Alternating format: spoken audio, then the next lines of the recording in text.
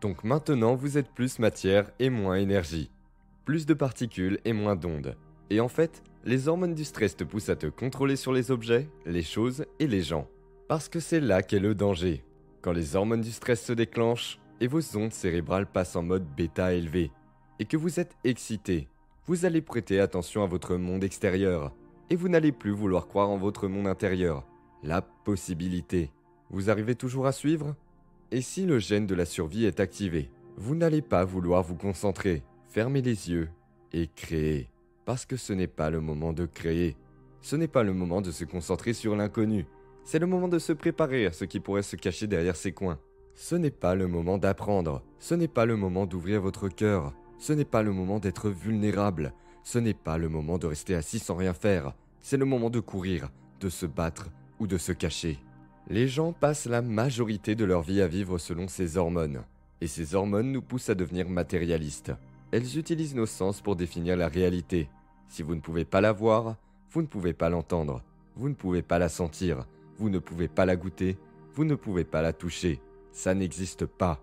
Et tout d'un coup, les gens renoncent à toute possibilité. Et maintenant, quand ils sont plus matière qu'énergie, ils vont essayer de forcer les résultats, de contrôler les résultats, prédire les résultats, de se battre pour les résultats. Parce qu'ils sont de la matière qui essaie de changer la matière. Vous arrivez toujours à me suivre ? Et comme les gens commencent à essayer de contrôler et de prédire toutes les différentes choses dans leur vie quand ils sont excités par ces produits chimiques, chaque personne, chaque objet, chaque chose, chaque endroit, chaque expérience a un réseau neurologique dans son cerveau. Parce qu'ils en ont déjà fait l'expérience. Oui ou non ? Au fur et à mesure qu'ils déplacent leur attention d'une personne à un problème ou à une chose, ils commencent à activer ces différents circuits encore et encore. Et tout d'un coup, si vous mesurez cela dans le cerveau devient très incohérent. C'est une maison divisée contre elle-même. Quand votre cerveau est incohérent, vous êtes incohérent. Et quand votre cerveau ne fonctionne pas bien, vous ne fonctionnez pas bien. Et exactement au même moment quand cette énergie vitale est aspirée et transformée en chimie, le cœur, le centre de l'unité, le centre de la plénitude. Votre premier pas vers la divinité. Juste ici, le pont, votre connexion au champ unifié. Le cœur perd son énergie. Et tout d'un coup, il se met à battre de façon très incohérente. Les émotions de ressentiment et d'impatience, la haine et la violence, ces émotions poussent le cœur tout d'un coup à ne plus être en équilibre. Et tout d'un coup, nous ne faisons plus confiance à notre cœur.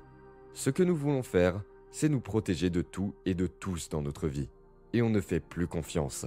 Si on ne peut pas faire confiance à l'inconnu, alors il n'existe pas. Les gens comprennent que lorsqu'ils vivent sous l'emprise des hormones du stress, ils fuient inconsciemment l'inconnu parce que l'inconnu est imprévisible. Et c'est le fait d'être dans cet état d'inconnu, de ne pas pouvoir prédire son avenir, qui crée une réponse au stress. Ainsi, personne ne tente sa chance et tout le monde attend que tout le monde le fasse. Vous suivez ?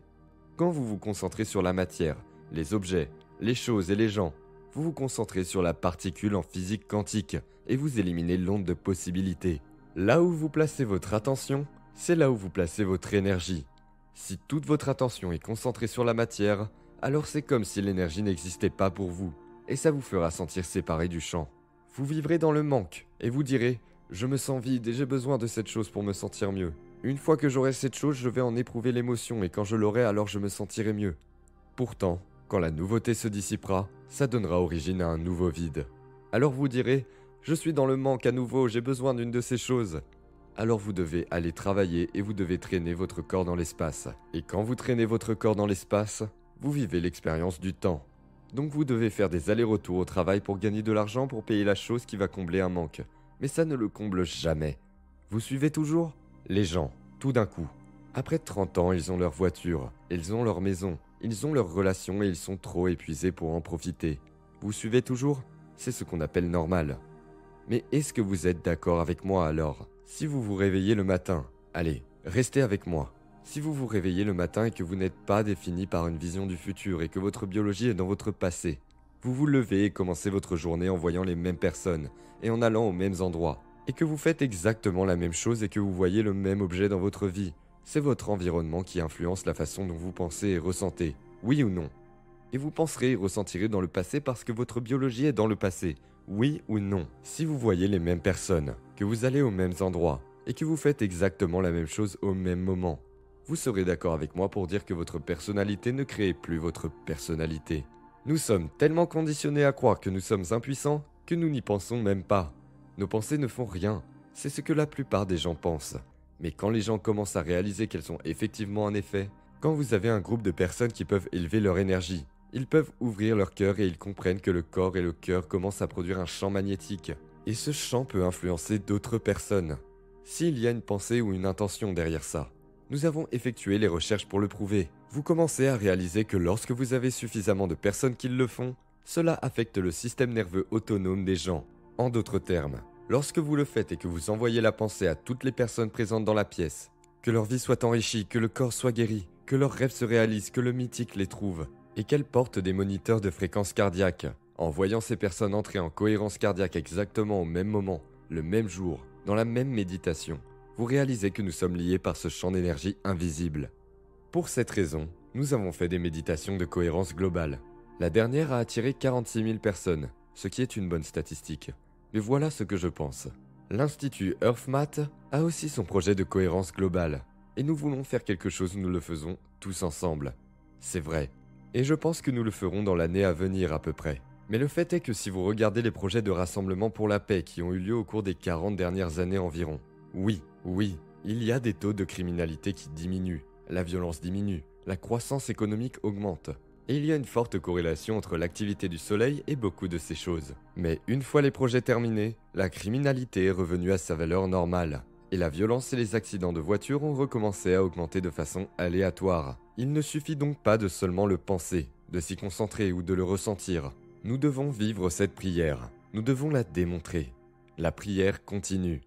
Vous devez avoir les yeux ouverts maintenant dans cette énergie. Et ensuite, si vous pardonnez, si vous ne trompez pas votre prochain, si vous ne manipulez pas les résultats, si vous ne réagissez pas violemment à certaines situations, ou si vous ne jugez pas les autres parce que vous vous autorégulez, alors les autres personnes autour de vous qui vous observent commenceront à faire la même chose. Le problème, c'est que beaucoup de gens font ça, et ensuite ils deviennent inconscients et ils s'éloignent des gens. Par exemple, en sortant de l'église, ils sont là, en leur serrant la main, que la paix soit avec vous. Et ensuite ils montent dans leur voiture et ils s'éloignent des gens en essayant de sortir du parking. Je veux dire, vous ne pouvez pas vouloir la paix et vous disputer avec un membre de votre famille ou votre collègue de travail. Vous devez vous occuper de ça. Le modèle doit donc aussi être dans le domaine de la démonstration. Car si vous continuez à le démontrer, vous passerez de la pensée à l'action, et puis à l'être. Et quand vous êtes dans cet état d'être, alors tout d'un coup, vous avez une communauté de personnes qui ont maintenant mémorisé un état interne qui est plus grand que toute condition de leur environnement extérieur. Et c'est là que l'environnement commence à répondre.